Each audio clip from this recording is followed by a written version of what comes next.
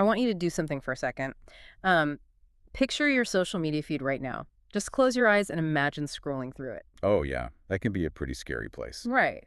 Like, how often does it feel like the world is constantly, terrifyingly on the brink of total collapse? If you're anything like me, the answer is probably, well, every single day. It is a very heavy feeling. And when you actually look at the mechanics of our information ecosystem, it is not an accident that you feel that way. Yeah, and that feeling, that exact anxiety, is what we are dissecting in today's deep dive. We are looking at a really fascinating stack of sources today. We are. And at the center of it is this viral commentary video titled Dangerous World. It's by an independent creator named Adrian Logan. But, and this is key, we aren't just looking at his video in a vacuum. We're pairing it with a really sharp, data-backed counter-analysis of his claims. Just to set the ground rules right up front, though, our mission here is not to take sides on any of the specific political issues or global conflicts mentioned in these sources. Definitely not. We are not endorsing any political viewpoint. Right. We are simply examining the arguments and the data presented in the counter-analysis just to understand exactly how modern geopolitical narratives are constructed. Which is super important right now. It is. Yeah. We want to unpack this as kind of a textbook example of modern algorithmically driven anxiety. We're going to look at the very real fears this video highlights, contrast them with historical data, and figure out how our digital ecosystem might actually be blinding us to how the world truly works. Yeah, because when I was watching Adrian's video, I just kept coming back to this one specific thought. It feels like looking at the world through a keyhole, you know? And the only thing on the other side of the door is a burning building. I like that analogy. Thanks, yeah. It's just, you stare through that keyhole long enough, and after a few minutes, you start to genuinely believe the entire planet is on fire. The keyhole thing captures the psychological effect perfectly, I think, because it really highlights the restriction of our field of vision.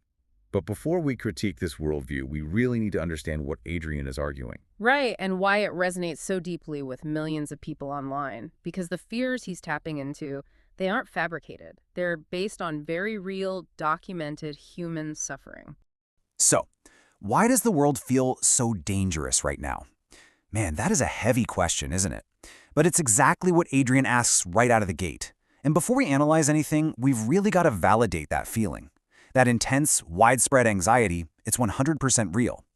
If you've opened any news app or scrolled your feed lately, you've probably felt that pit in your stomach, right? That looming dread that everything's just teetering on the edge of chaos. Millions of people are feeling that exact same way online. It's literally why Adrian's video blew up the way it did. He hit the nail on the head of this universal modern emotion.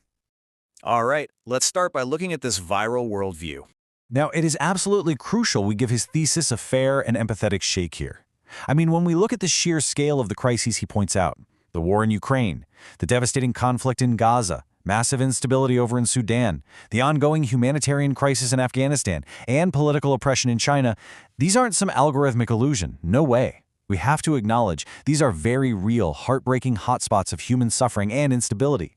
Adrian is spot on when he points the camera at these regions and basically says, hey, look, the world is hurting right now. And that brings us to one of his sharpest observations, what we could call the weaponization of the basics. Adrian hits on this terrifying modern trend where just basic human survival needs are actively used as military and economic leverage. Whether it's blocking crucial food aid to vulnerable people or squeezing global maritime choke points like the Strait of Hormuz to manipulate energy markets. Literally taking the basics of human survival and turning them into weapons. It's a really heavy thought. Which sets up this really stark contrast. On one hand, you have trillions, literally trillions of dollars just pouring seamlessly into the military-industrial complex to build weapons and escalate conflicts. But on the other hand, humanitarian starvation and civilian suffering are largely just ignored by those exact same global powers. And Adrian profoundly laments this. He rightly points out how incredibly quick modern nations are to fund a war, yet how tragically slow or just entirely unwilling they are to sit down at a table and negotiate to stop mass starvation and systemic violence. So to counter all this modern doom and gloom, Adrian anchors his argument in the strong sense of nostalgia. Specifically, he points to the year 1998. Now, why 1998? Well, that was the year the Good Friday Agreement was signed in Ireland. For Adrian, 1998 is this shining proof that hard, gritty diplomacy actually used to work. It's his ultimate example that, back in the day, leaders could sit down, hash out these incredibly deep historical conflicts, and actually achieve real peace, which, feels like a massive contrast to the seemingly hopeless climate we're in today. But let's move on and examine this illusion of the past. Okay, so we understand where he's coming from, but it's time for a bit of a reality check. Let's deconstruct this 1998 illusion. Because, yes, absolutely, the Good Friday Agreement was signed. But in that exact same year, 1998, the Second Congo War broke out, a brutal conflict that ultimately killed millions. And at the exact same time, the Balkans were going through horrific ethnic cleansing. Oh, and it was also in 1998 that al-Qaeda launched those massive coordinated U.S. embassy bombings, causing huge mass casualties. So, the really crucial takeaway here? The past was absolutely not more peaceful. It just wasn't live-streamed in 4K directly to the smartphone in your pocket. And this brings us to a massively important concept for today: the chronically online trap. Basically, this is the danger of mistaking your highly personalized, algorithmically driven social media feed for the actual, physical reality of the entire planet. See, Adrian claims society is becoming desensitized to violence, but honestly, the reality is kind of the exact opposite. Social media algorithms are literally built to boost fear, violence, and doom. Why? Well, because outrage drives maximum engagement, and maximum engagement drives maximum ad revenue. The algorithm isn't giving you an accurate mirror of the world, it's actively feeding and monetizing our specific digital anxieties. Which leads us to the invisible global system. There's this wild contrast happening right in front of us. The internet demands our attention, right? So it naturally highlights the loud wars and the terrifying, isolated conflicts. But on the totally opposite side of that ledger is silent diplomacy and seamless supply chains. The quiet reality is that international diplomacy is far from dead. It is literally what's keeping the modern world running. Planes navigate international airspace safely, and supply chains seamlessly drop packages at your door because countries are quietly adhering to millions of international treaties every single day. The thing is, war is incredibly loud, but peace by its very nature, is silent. I mean, just think about this. Tens of thousands. That is the staggering number of massive cargo ships that peacefully and routinely cross international oceans every single day without a single incident. They make sure the food, the goods, the technology you rely on just show up. It's a literal modern miracle of international cooperation. But because it works so perfectly, it never makes your feed. It completely proves that the vast, overwhelming majority of global interactions happening right now are actually peaceful and incredibly structured. Let's shift gears and talk about elite incentives for stability. So, a huge pillar of Adrian's video relies on this populistic trope of the faceless 1% elite. This shadowy group of people who supposedly just start global wars for a quick profit. But to really grasp how the world works today, we've got to humanize this a bit and look at how economic reality has shifted. Back in the day, sure, human empires got rich by waging war to steal physical land and physical gold. But modern wealth? It's a completely different beast. Today, wealth is deeply, deeply tied to hyper-complex global supply chains, international intellectual property rights, and extremely delicate global finance systems.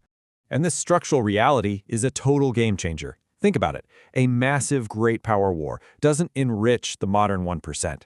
Actually, scratch that. It completely obliterates their investment portfolios and ruptures the very global trade routes their corporations need to survive. So totally contrary to the viral narrative, the global elite actually have a massive, deeply vested financial interest in avoiding major wars and keeping the global system stable. Chaos is just fundamentally bad for modern business. Okay, now for the ultimate irony.